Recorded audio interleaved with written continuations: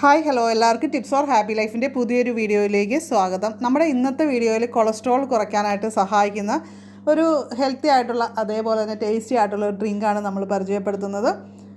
അപ്പോൾ കൊളസ്ട്രോൾ നിയന്ത്രിച്ചില്ലെങ്കിൽ ഹൃദയാഘാതത്തിന് വരെ കാരണമാകുന്ന ഒരു പ്രശ്നമാണ്. അപ്പോൾ അതുകൊണ്ട് തന്നെ നമ്മുടെ ഫുഡിലൊക്കെ കൊളസ്ട്രോൾ കൂട്ടുന്ന കാര്യങ്ങളൊക്കെ കുറച്ചിട്ട് കൊളസ്ട്രോൾ കുറയ്ക്കുന്ന കാര്യങ്ങൾ വേണം കൂട്ടാനായിട്ട്.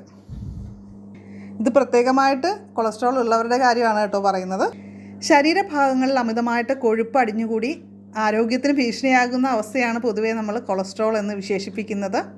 കൊളസ്ട്രോൾ കുറയ്ക്കാനായിട്ട് ഹോം റെമഡികൾ പറയാനാണെങ്കിൽ ഏറ്റവും പ്രധാനപ്പെട്ടത് വെളുത്തുള്ളിയാണ്. പക്ഷേ പലർക്കും അതിൻ്റെ ടേസ്റ്റ് പിടിക്കുന്നില്ല. അപ്പോൾ നമുക്കിന്ന് നല്ല ടേസ്റ്റി ആയിട്ടുള്ള ഡ്രിങ്ക് ഉണ്ടാക്കുന്നത് കാണാം. നമ്മൾ പകുതി തണ്ണിമത്തൻ അതിൻ്റെ തൊലിയൊക്കെ കട്ട് ചെയ്തിട്ട് ചെറുതായിട്ടൊന്ന് അരിഞ്ഞെടുക്കാനാണ് പോകുന്നത് കേട്ടോ. ഇത് രക്തസമ്മർദ്ദം അകറ്റാനായിട്ടും കൊളസ്ട്രോൾ കൺട്രോൾ ചെയ്യാനായിട്ടും ഒക്കെ നല്ലതാണ്. അതുപോലെ തന്നെ പ്രായമാകുമ്പോൾ ഉണ്ടാകുന്ന കാഴ്ചക്കുറവ് പരിഹരിക്കാനായിട്ട് നല്ലതാണ് കേട്ടോ.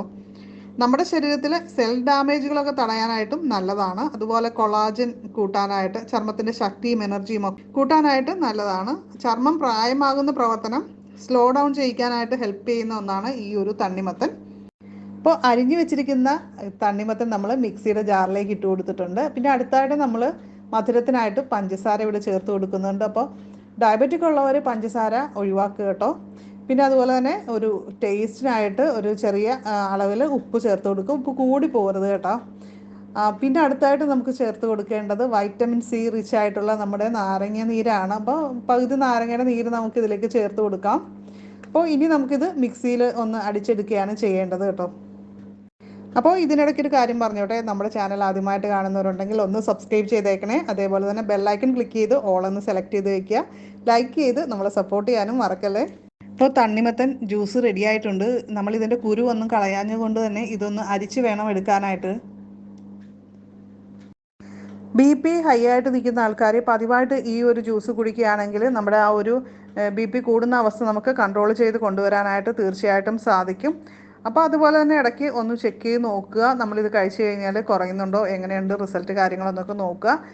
നോർമലായിട്ട് വരുന്നുണ്ടെങ്കിൽ തീർച്ചയായിട്ടും ഈ ഒരു സമയത്താണ് നമുക്കിത് ഈ ഒരു ഫ്രൂട്ട് കിട്ടുക. അപ്പോൾ കൂടുതലായിട്ട് കിട്ടുന്ന നമുക്ക് ആ ഒരു സീസണിൽ നമ്മൾ പതിവായിട്ട് തന്നെ ഉപയോഗിക്കാനായിട്ട് ശ്രമിക്കുക.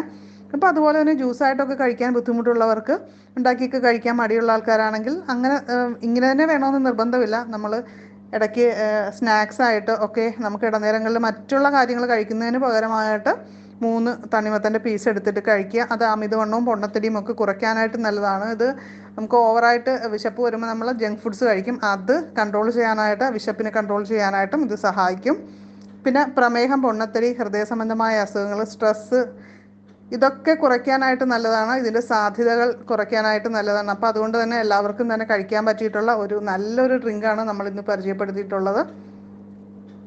ഒത്തിരി പേർക്ക് ഉപകാരപ്പെടുന്ന ഈ ഒരു അറിവ് മാക്സിമം നിങ്ങളുടെ ഫ്രണ്ട്സിലേക്കും അതേപോലെ തന്നെ റിലേറ്റീവ്സിനും ഒക്കെ ഒന്ന് ഷെയർ ചെയ്ത് കൊടുക്കാനായിട്ട് മറക്കരുത്. അതുപോലെ നിങ്ങൾക്ക് ഇത് ഇഷ്ടപ്പെട്ടോ എന്നുള്ള കാര്യം കമൻറ്റ് ചെയ്യുക കേട്ടോ. അപ്പോൾ അടുത്തൊരു വീഡിയോയിൽ നമുക്ക് വീണ്ടും കാണാം. ടാറ്റാ.